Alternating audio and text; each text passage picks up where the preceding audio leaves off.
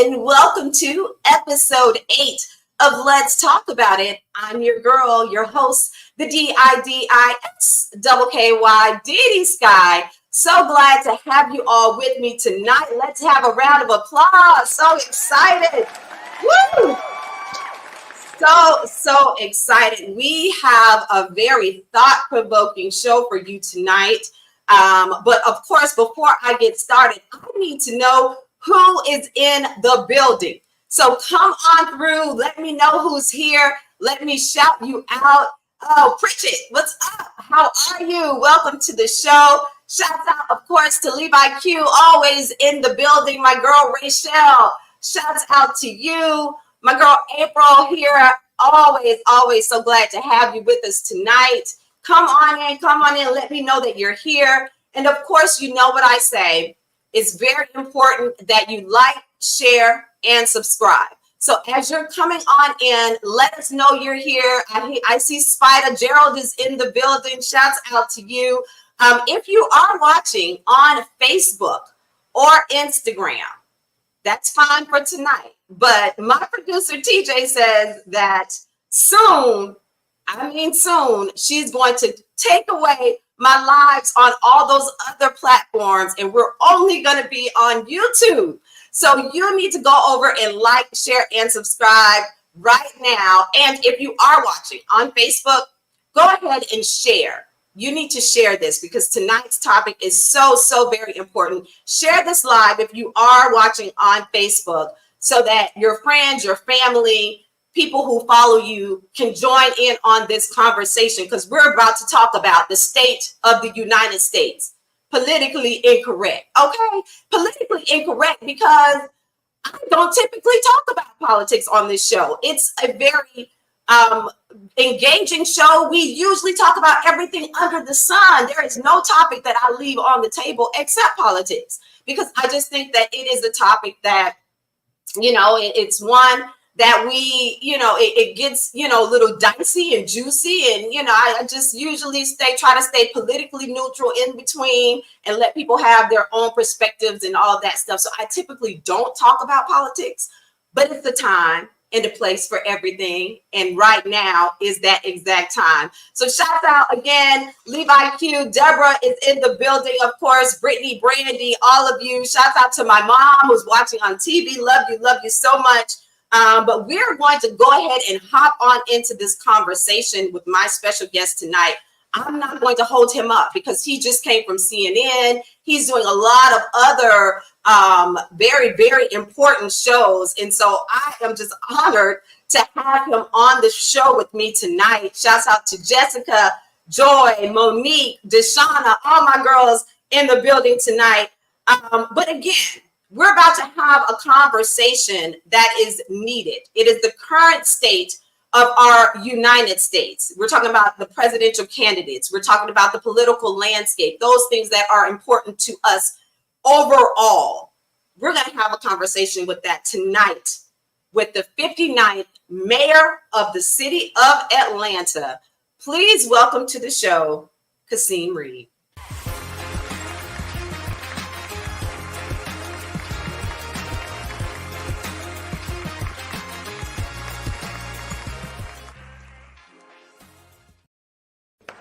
Hello. Hey, DiDi, how are you? Oh my gosh, sir. Oh, I'm fanning. I really am, and I've worked for you. So for those of our watchers tonight, I had the honor and the privilege of working under the Kasim Reed administration. Right down the hall from me. That's right. Special events, and I'm telling you, this is a man of great morals, character. He's someone who is very forward thinking. He's very meticulous at the decisions that he makes. And I am beyond honored. I still reference him. I saw him out and I actually said, hey, sir, because I have that much regard for him that I still call him sir, like, and boss, because you are still my boss to me in my head. How are you doing tonight? I'm doing amazing. It was so nice seeing you and your fiance. And I'm so excited and so happy about your engagement. Thank you so much, sir. A topic that needs to be had, of course, the current state of the United States, and the whole political agenda and arena and what we're in right now. Yeah. If you had to give a summarized report on your opinion, what is the current state of the United States? What would be a brief synopsis that you would say? I think that we are in a state of challenge. I think that democracy as we know it is at risk. And I think that you either want to be in an environment where freedom and liberty and opportunity is expanding, and Black people have typically done better when freedom and opportunity expand.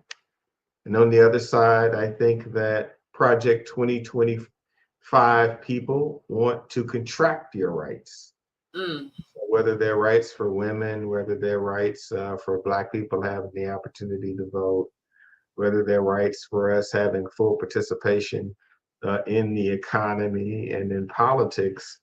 There's one group that wants to reduce that, and there's another group that wants to expand that. And I think mhm, that we should be in the business of protecting freedom and wanting expanded opportunity because Black people have really been participating in the modern economy for such a limited period of time. And mhm. so I think we want expansive, big, bold opportunity. And that's why I'm supporting Vice President Kamala Harris to be President of the United States. Mhm. And so just really quick, you're going to see that this is a very engaging platform. And so we are going to have questions that are posed from the audience. Listen, you guys, this is the time to put your questions on the board. We are going to answer those questions that you may have. And it's coming from someone who has a very broad perspective and understanding of what we're in, as you can hear thus far. So shouts out to Sean, Jaquita, Huggy in the building. So if you had to say there were three top challenges right now facing our country, what are those three top challenges that's facing us currently today? Well, I think the top challenge that is facing us is a reduction in democracy. I think that the Supreme Court making a decision that put a president in the position of being a king rather than no one being above the law, which has been a bedrock principle literally through the course of our country. I think that our democracy and the series of decisions I've seen really put our everyday rights at risk. And I think it's terrific that you're talking about politics on your show because if you're not happening to politics, politics is happening to you. That's right. So you can not talk about it if you want. Somebody else is talking about it. That's right. And when other people are talking about it and you're not, the decisions that they make end up happening to you. And Mm-hmm. I don't Mm. think any of us want to live in a world where things are just happening to us. We ought to be engaged and passionate. So I think the state of our democracy is vital.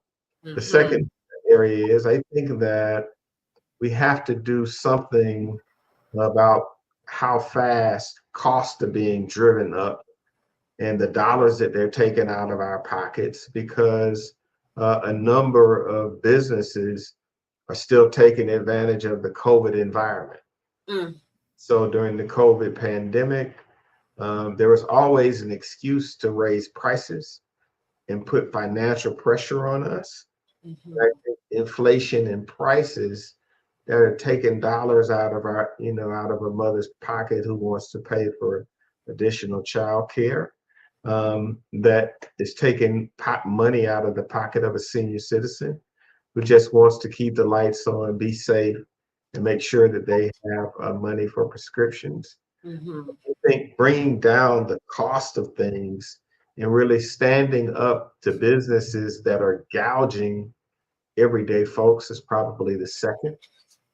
most important thing that's going on in the life of our nation beyond democracy.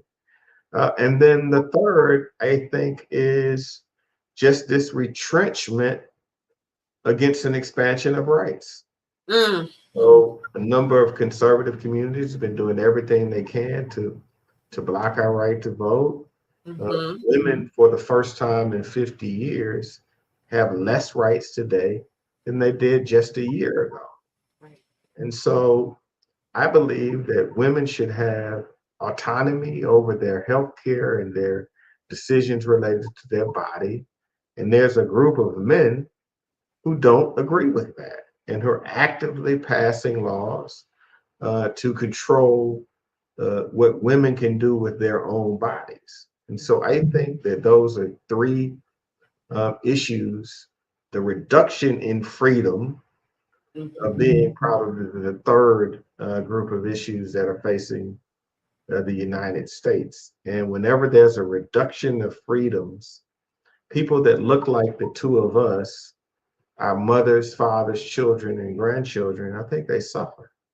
And Right. so that's why for the next 97 days, every single one of us, whether we care about politics or not, needs to understand that there's a group of people who believe in things like Project 25, Mm-hmm. but not playing with us. And so we need to not play with them. When people don't play with, when people are not playing with me, I understand that we're in a serious situation, and I Right. stop playing with them. Mm-hmm. Facts, facts. Levi asked the question, Kasim, what would it take to make Georgia blue and put Kamala in the White House? Well, I think it takes all of us.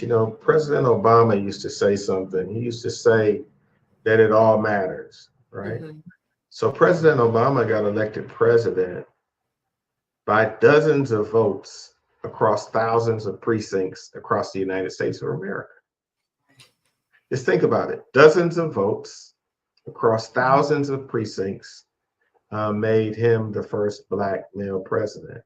I think that Georgia is a special state, and I believe that Vice President Harris is going to win Georgia because Georgia doesn't like weird Republicans. And they'll vote for Republicans, they won't vote for weird ones, right? Mm-hmm. Donald Trump attacked Brian Kemp. Brian Kemp won. Donald Trump supported Herschel Walker. Herschel Walker lost. And so our state is different. First of all, you have a highly sophisticated electorate that, because this is the home of Dr. Martin Luther King and the entire progeny of leadership that came from Dr. King, Ambassador Young, Congressman John Lewis, Reverend Joseph Laurie, Hosea Williams, all of those are people that we knew and saw at the grocery store. So I think we have a highly sophisticated electorate that doesn't fall for foolishness. Right. And so we're so sophisticated that when Senator Raphael Warnock had 3 elections back to back, Mm-hmm. all of the old timers said that he wasn't going to win because we would stay home. Hmm. He won every election. That's right. And that's because we have a really sophisticated electorate. So I think that Vice President Harris is going to win because Senator Warnock's structure is still in place. And Georgia has a very serious and smart group of Black people in this state Mm-hmm. that do things that are uncommon. So I think that President Trump lost in 2020. I think he's going to lose in 2024. But all we have to do is get 10 more people to vote. Mm. I don't know if you had the opportunity to be in Georgia State's gymnasium on yesterday. It supposedly holds 10,000 people. There were closer to 12,000 people in that gym. And I have not seen that level of excitement. Right. The line was all the way across 75, 85. Mm-hmm. I haven't seen that level of excitement since President Barack Obama competed to be president of the United States. And Mhm. so to the person that asked a smart question, what do we have to do? What we have to do is do the work and get 10 people that we know and monitor those 10 people that we know and make sure that when the voting process starts, we guarantee that 10 people aside from ourselves voted. If we do that, then it becomes very hard for Donald Trump to become president of the United States of America. In the last 50 years, there has been no Republican presidential candidate that got elected president without winning the state of Georgia. Mhm. And Right. so, because we know that, I think that we're going to go out and make history. I mean, just imagine who would have thought that when the United States Senate was in the balance, Mhm. Georgia would vote for a young Jewish man Right. and a pastor who pastored Dr. Martin Luther King's church and would Yes. make them both US senators at the exact same time. That's right. And then follow up and make Joe Biden deliver the electoral votes to Joe Biden. Like, who would have thought that? Right. Every constitutional officer in the state of Georgia is a Republican. Mhm. The Republicans enjoy large majorities in the Senate. They enjoy large majorities in the House. But Donald Trump and J.D. Vance are weirdos. And so they're going to have a great deal of difficulty in Georgia because Georgia Republicans like a certain kind of Republican. And the fact that they're weird and that they say things that no one should say, let alone believe. Right? Exactly. This guy, J.D. Vance, is a horror show. Right. It's attacking women who don't have children. Kids. Mhm. What kind of, I mean, just what? Right. Right. He's attacking women. He's Yeah. saying people who don't have children should have the vote should count less than people who do.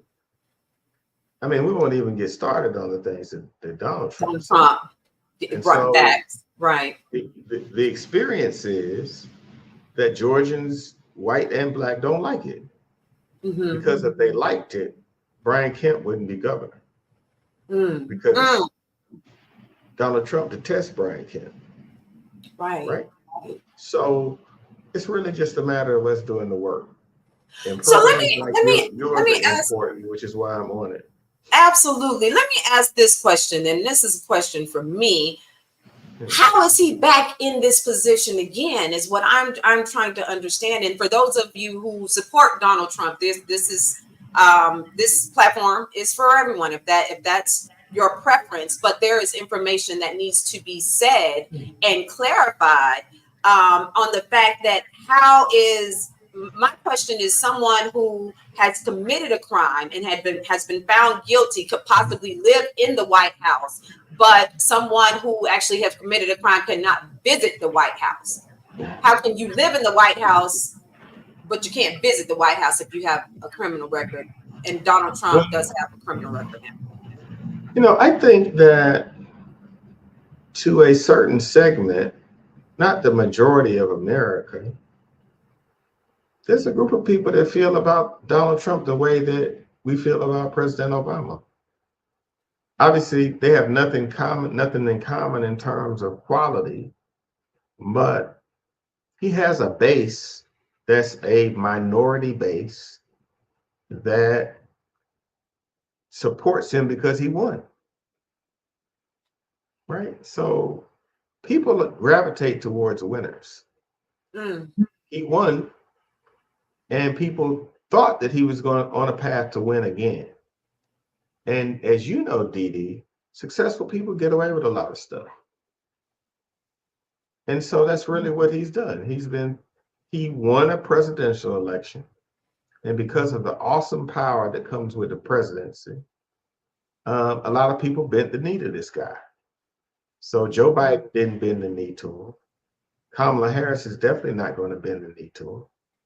And as a result, he's going to lose. But if you ask why I think he's back in office, I think that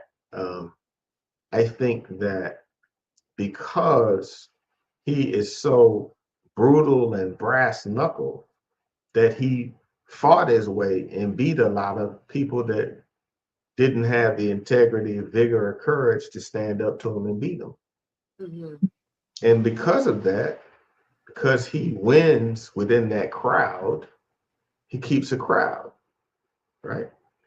Even though even though Joe Biden beat him, folks felt like he was the person best suited to beat Joe Biden. And then he has a hate in him and a destructive quality in him that appeals to a minority base of people. And it's a big enough chunk of people to allow him to get through the Republican primary. But that's soon going to come to an end in 97 days. Mm-hmm. He's going to beat again because he's a loser. So, and you're speaking to a lot of it. We're literally transitioning. There are comments and remarks and statements that Donald Trump and J.D. Vance says that are not true. Flint asked the question, what is the most accurate site for fact checking during the upcoming debates and as we're considering which candidate is going to be best for our lives? Where do we fact check any of this information that's being put out there? Yeah, so I think that a fact checking capability is being developed by the Kamala Harris for President campaign. Obviously, her campaign has been up and running for a little less than 10 days. So it's really like building a plane while it's in the air. I think that there'll be a fact-checking site that's developed by either the campaign or the Democratic Party that can be a trusted source as we go through the political process. We had that with the campaign for President Biden, and it helped. And obviously, because of AI, deep fakes, and all of the rest, we're going to need to build a trusted site where people can fact check, because Donald Trump lies so much and so breathlessly that you really can't keep up with it. So we'll have to have some apparatus that works to do that. That's a terrific question. It was really good question. Mari asked, oh, yes, I do. I love my audience. Mari asked, does Project 25 include the elimination or reduction of funding for early learning programs for children birth through 5? Well, I don't know that level of detail, but I know that Project 2025 eliminates the Department of Education and the federal standards that tie along with it, and would take the money that's currently at the federal level that has standards tied to it in order for states to receive it, and it would shift that away, and it would put a massive amount of federal funding in the hands of states where minorities and where Democrats don't make up the majority. So the state would be able to work its will on money that now has to go through a federal process with federal standards that are tied to those dollars. That's right. I mean, it is a terrible document, and it is breathless in its vindictiveness. And I think everybody should take time to read it. And so, in a recent campaign where Trump was out, he was speaking to a Christian audience. He stated that if he wins, it's going to be his last time. Like you don't have to worry about voting no more. Please tell the audience what he's saying. What basically at the end of the day. Yeah, believe your eyes. Believe your eyes. I mean, he's telling everybody what he's going to do, which is why we can't play with this guy. I mean, an object in motion stays in motion until it meets a countervailing force. So when you have somebody who is a marauder, which is what he is, he's a bully and a marauder, until somebody stops that force, it continues to go. That's Keeps exactly going. what is happening with Donald Trump. You know, Right. somebody, and that person is coming in the form of Vice President Kamala Harris, Mm-hmm. has to meet that. So, you know, yesterday he and JD Vance have been saying horrible things about this black woman. Have. And, you know, she said, y'all are saying it behind my back, but you won't meet me on the debate stage and That's do it. right. Say it to my face. Say it with your And chest to my so, face. you know, what matters in the black community is not what people say about us, it's what Mm-hmm. we say to each other. That's right. That's how black people decide who they're going to help and who they're going to support. That's true. And so, um, you know, I just think that I think that we're going to beat him, and that everybody who can see this, or the majority of your audience, is in the state of Georgia. So this is a real local conversation, which is why I wanted to be on here. Mm-hmm. Everybody here can do something.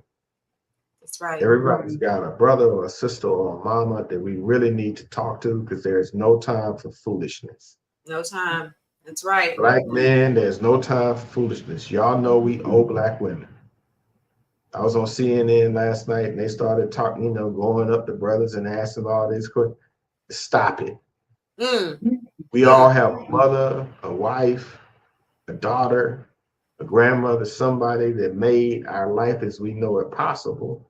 And this is our opportunity to give back to women who've done so much for us. That's When right. President Obama ran, when a black man was running, black women showed up and showed out and changed the visual of black men, because the most powerful black man on earth, the most powerful man on earth, was black. It helped us all, right? And now we have the opportunity to make sure that the most powerful human being on earth is a black woman. And so Donald Trump's gold shoes, or him being a convicted felon, or him being mentioned in rap songs, or him paying off some rappers to hang out with him, can't overcome how we feel about our mothers. Right. Right. So let's go. Yeah. It's so interesting that you mentioned black men. I had a conversation with a friend of mine today who is a black gentleman, and he stated to me, he didn't mention which way he was swinging or swaying or deciding to move, but he did state to me that Kamala could not relate to the plight of black men because she's married to a white man. What do you say to that? What I say to that is nonsense. Vice President Kamala Harris is from Oakland, California. She is black. She lives her life as a black woman. And I think that the choice of who she decided to love and be with should not impact black men from supporting what she means to all black people. I mean, the fact of the matter is I have a 10-year-old black daughter, and a black female president of the United States is going to impact my daughter's self-image for the rest of her life. And so the question we have to really grapple with and deal with is, what counts the most? Well, I would make the argument that Donald Trump is so terrible, and he's literally telling you that if he gets elected, you will not have elections in the future. I didn't make that up. He's literally telling you you won't have elections in the future. He's literally telling you that that police who shoot Sonia Murray in the head in her own bedroom will have immunity. He's telling you that. Right. Right? So we can't fall for that trap. That's right. Who do you think would be the best running mate for Harris? Man, you know, I like Shapiro in Pennsylvania. I like Whitmer in Michigan. And I like Kelly in Arizona. I think any of those three individuals will assure the presidency. I think Shapiro would deliver Pennsylvania. I think Gretchen Whitmer delivers Michigan. And I think Kelly delivers Arizona. So it is my profound hope that it will be one of those three individuals. Okay. Well, before you go, Mayor Reed, I'm eternally grateful. But I know that you and Vice President Harris attended Howard University. No question. And Yes. so you're advising HBCU love all the way, all the way. Yeah, no question. You know, two times. Speak to us about, before you go, just tell us, you know her. You know, you're both alumni and you're dear friends. Yeah, we served on the presidential committee together, search committee together. Well, I was laughing about it yesterday when I was at the rally. In 2003, I, along with Ambassador Young and Gene Duffy, hosted a reception for then assistant DA in 2003 at the World Trade Club in the city of Atlanta. And so 21 years later, that young woman from Howard University that we hosted in Atlanta now has the opportunity in 97 days to be president of the United States of America. And as she has said so many times in her life, when she was elected district attorney, when she was elected attorney general of the largest state in the United States, when she was elected a United States senator, they thought she went to Harvard, but she went to Howard. That's right. That's right. Oh my goodness. Again, thank you so much. I know you have to go. You all give a round of applause to Mayor Kasim Reed. DiDi, thank you for having me. Love you so much. Thank you for all that you have done for me and continue on that campaign trail. We're going to continue to fight the fight and do what we have to do as well. And so before you go, is there anything that you would like to share? What are you working on? What are you doing? Tell us about you. First, I want to thank you for your service to the city of Atlanta. It's why when I saw you, I was just so happy to see your happiness, to see your success, see you in the podcast space. And I just want people to make sure that they're going to vote in November. I don't have any other requests. My life is going amazing. I'm a partner at McDermott, Will and Emery. I'm in my law office right now. When I'm done here, I will go back to work. I'm going to give an awful lot of time and do everything in my power to elect my dear friend Kamala Harris to the presidency of the United States, because I believe everything that we care about is on the line. And I believe that in elections, it all matters. That's right. Every moment, every little thing, it all matters. And that's how you win for Georgia and win for America. That's it. That's it. Thank you so much again, sir. It's so good to see you. And again, you're the best. Absolute best. Enjoy. Right. Have a great rest of your night. All right. You too.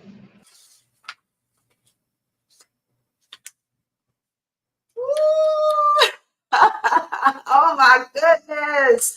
So much. I know you guys are probably still throwing questions out there. But I am so glad that Vice President Harris and her team are working to pull together the source for you to be able to fact find and fact check the information that's being put out there. I know there is a question in regards to her policies and her implementation and prosecution, and when she was on the West Coast, I've heard her sentencing, the toughest sentencing down to, of course, Black and brown people, and that has been a topic in conversation as well. There's a lot, there is a lot that's happening. There's a lot that's being discussed.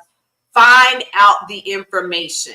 Find out. Do your fact checking. Don't just go by what you're seeing and hearing on the news or in social media.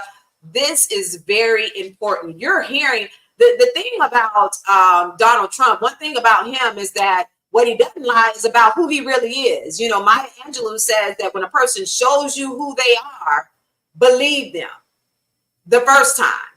And so, you know, he continues to do just that. He shows us who he is, and we have to believe them. And I know that what is it? And the Christians out there, I'm not going to even try to say that word with the knee because I always say it incorrectly. But you believe that he has these Christian-based principles, but then he sat on a Christian stage and said that he's not a Christian himself. So, I mean, it's so much, but we cannot let the conversation, we cannot let the information go undiscussed and found so that we can make a very proper, very important decision come November 5th. You see my shirt?